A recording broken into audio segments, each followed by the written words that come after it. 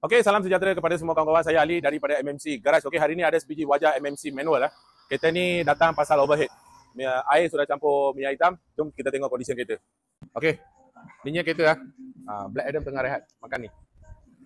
Okey, kereta masalah dia gasket putus lah dia. Oi, landscape ni. Landscape. So macam biasalah. Kita buka-buka dulu. Alang-alang dia nak tukar timing base semua sekali lah, water pump apa semua. Oil pump pun ada leaking. Okey. Ini bahagian oil pump. Waduh, yang hitam sudah jadi geni lah. Alang-alang kita dah turun oil pump dengan oil sump semua sekali lah. Cek tengok dulu macam mana. Okey guys. Macam ni lah condition kita. Kita tak payah berbazir masa sebab hari ni saya pun sangat sibuk. Kita ni tengah restore. Yang sana pun top overhaul juga. So jadi banyak kerja. Tak payah banyak-banyak panjang lah video. Kita nanti sambung. Okey guys. Engine head kita sudah angkat dah. Dia gasket bocor nombor 1. Tengok dia piston dia bersih. Nombor 2, nombor 3, nombor 4 dia ada carbon. Dia yang inilah dia bocor gasket. Okey. Bahagian water pump, oil pump semua kita sudah turun. Oil sump pun sama kita sudah turun. Tinggal nak buat bersih saja. Okey. Black Adam tengah buat bersih lah, intake semua kena buka. Dia punya head. Kita barai dulu head, hantar pergi skim. Lepas tu kita kena buat balik, wapsit semua kita tukar. Okey. Blok kita sudah bersih. Piston semua kita sudah cuci ya. Yang atas semua kita sudah cuci. Piston masih cantik lagi lah, tak ada goyang. Masih bercantik lagi. Okey, bahagian bawah. Okey guys. Oil sump kita sudah pasang lah. Oil pump semua kita sudah servis. Crank oil seal kita sudah pakai Wycon quality punya oil seal lah. Oil filter semua dah pasang. Lepas tu atas water pump JMB semua dah pasang lah. Bahagian bawah dah selesai. Okey, punca kereta ni overhead dah. Pasal ini thermostat dah. Sebab thermostat dah jam.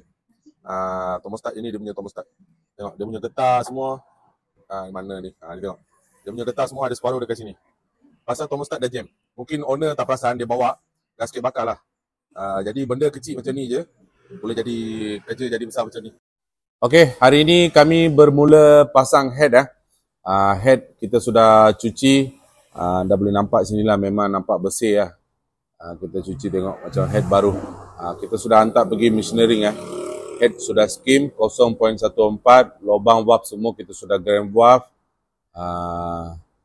So jadi valve macam ni lah. Valve condition masih okey lagi. Kita sudah grand valve ni tengok. Semua valve 16 biji sudah grand valve.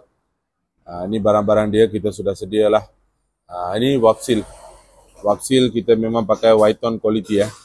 Wycon quality, biasa kita pakai jenama ini sajalah. Okey guys, head sebiji sudah siap. Intake semua sudah pasang. Ni head water besi pipe semua sudah tukar ya, tengok. Semua barunya, dia punya lama sudah rosak. Semua bersih lah head. Tinggal boleh pasang. Kita pakai thermostat dah, thermostat Mitsubishi ya. Kita pakai thermostat macam ni, 76 suhu baru punya thermostat. Okey, timing bell Gaido Dah boleh nampak sini timing bell Gaido. Timing bell semua kita sudah tukar ya. Minyak kita pakai semi sensitif 1040. Plug kita pakai NGK ya, plug baru. Okey. Alang-alang kita tepek semua dah adjust dah siap semua. Alright guys. Kita dah siap pasang semua head semua siap pasang, belting semua. Minyak power steering dah flashing. Semua dah siap dah, plug semua. Okey, start. Oh, alhamdulillah guys. Sekali hidup guys. Enjin memang senyap. Ada bunyi tepek guys. Memang enjin halus je. Oh, mantap. Macam ni lah sekali aja tepek kena jadi. Okey guys, jika sudi tolong share video ni. Sekian, terima kasih. Bye MMC Garage.